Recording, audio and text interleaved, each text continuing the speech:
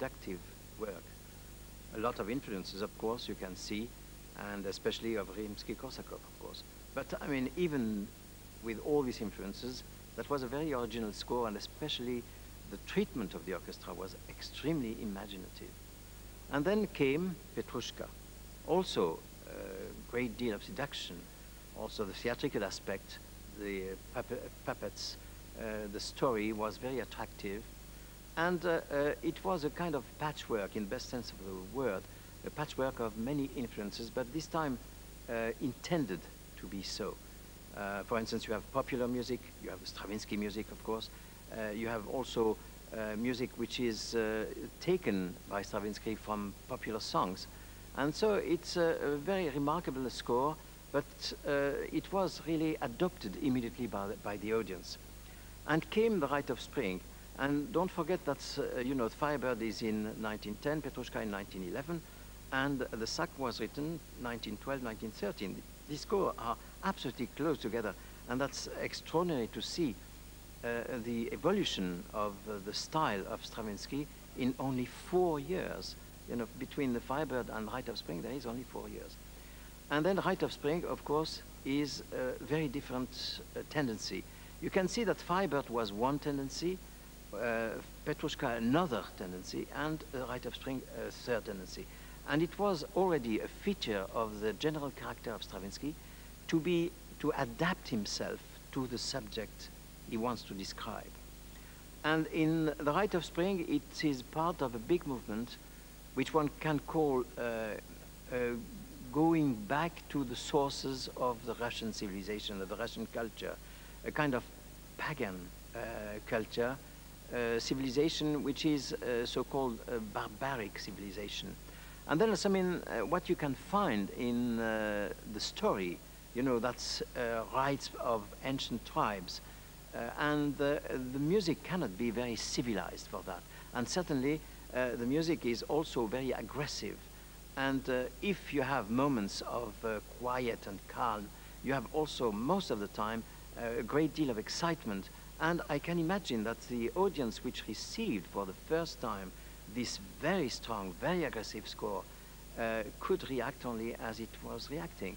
And especially, you know, you have a ballet before like Les Sylphides, Léo de Libre, you know, kind of traditional music of the 19th century, as the ballet Russes were doing. And suddenly you receive this slap in the face. Certainly, I mean, it was certainly hard to take. But it is something quite remarkable that, for instance, Rite of Spring was given approximately 1 year later in concert, and it was then a great triumph. So one, of course, one knows very, very much the scandal of the premiere, but I think that was because there was a kind of contradiction between the ballet, which was traditional, or some aspects of the ballet were traditional, and this new ballet, which was against the tradition. And in concert, maybe there was less reluctance, I don't know, but I mean, the contrast between the two receptions is very striking. The Sac du Printemps is really a key work because it shows Stravinsky on its own, exclusively. First, also, I mean, there is a language which is extremely personal, and of course, you don't see any influences anymore. You see still the skill. And Debussy had a very famous and funny word on Stravinsky. He say, well, he is a barbarian with all comfort on all floors. And that's true because Stravinsky knows his métier. He's not a barbarian by chance. He's a barbarian by will. And all this aggressiveness is very well and very carefully put together. And therefore, I mean, you find in his language a complete he's a complete master of his own language. For instance, in the rhythmical sense, he has brought to, you know, to a new developments what you can find at the very beginning in Firebird, for instance, in the final dance of Firebird. You can find also in some dances of Petrushka, but here it becomes really an essence of his language, and rhythmically he brings some novelties which are for the first time heard in our Western music tradition. And I have heard from himself, as a matter of fact, an anecdote when he played for the first time the first dance, not the introduction, because the introduction he wrote last, but I mean the first dance, which is only repeated chords, very insistent, very primitive, as a matter of fact, insistent, only you have shifting of accents. And he was playing that on the piano to Diaghilev, and Diaghilev stopped him and, will it last long like that? Because he was so surprised also by the primitivism and the simplicity of the music. But that's a kind of false simplicity, because behind that there is a rhythmical life which is quite new, as I said, for our tradition and our musical culture. Certainly, A Rite of Spring is one of the main keys and main figures in the music of our time, of the 20th century, let's say. Because don't forget, it has been written 1912, 1913. So in this year where we are now, it is 80-year-olds. And, you know, it does not show. It is still a very modern work. And I think, you know, this work is like, for instance, Tristan by Wagner in the 19th century. There are some works like that, or the Ninth Symphony, Beethoven, at the beginning of the 19th century. There are some works like that you cannot escape. And they are really milestones of the evolution of music in the 20th century. I can imagine, you know, if we take a comparison, that was approximately the equivalent of Les Demoiselles d'Avignon by Picasso, which was a little earlier, but I mean, which is exactly in the same period. And I think the shock given by Picasso at this time was the equivalent of the shock given by Stravinsky at the same time.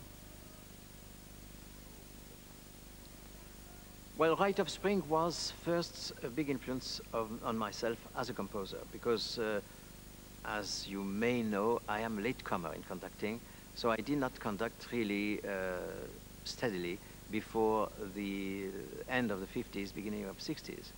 And therefore, I mean, I knew the Rite of Spring when I was 20 already, when I was studying in the Conservatoire in Paris.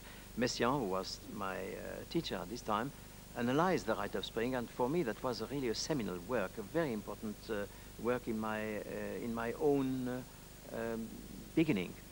And then I did not care at all about the problems of conducting, because I did not conduct.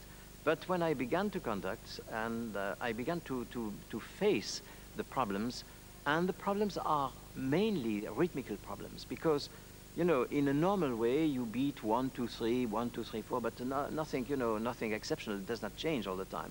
But in some parts of the Stravinsky, especially the final dance, Danse Sacrale, then the meter changed constantly. You have 2, 3, 5, 2, 3, 4, and so on.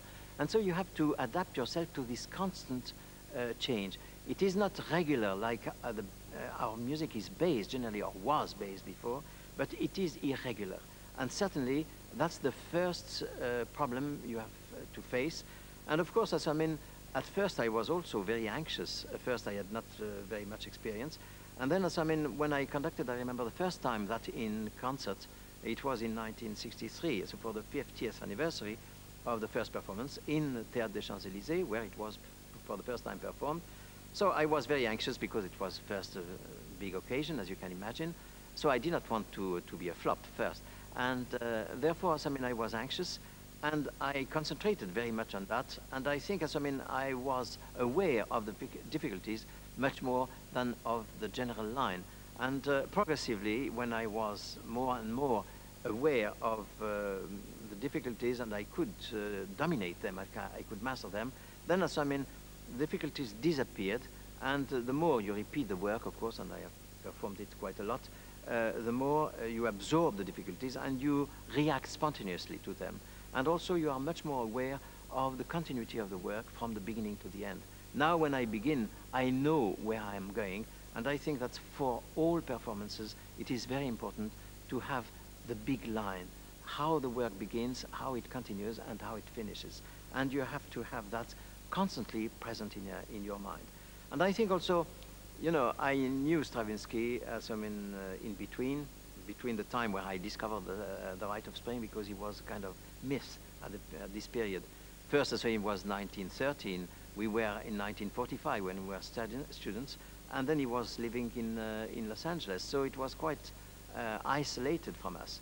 And then, as I mean, when I knew him, of course, I don't say that I discovered the Rite of Spring through the person of Stravinsky, but I mean, to see him, to know him, to discuss with him was also, you know, very, very profitable to me, because I saw his character, I saw what he wanted to express much more directly. And maybe that's maybe a small plus, but that's a plus also in the performance. And all that is absorbed now in a performance which I think goes very smoothly and without too much anxiety. Although each time you begin, you don't want to fail, and you are always anxious anyway.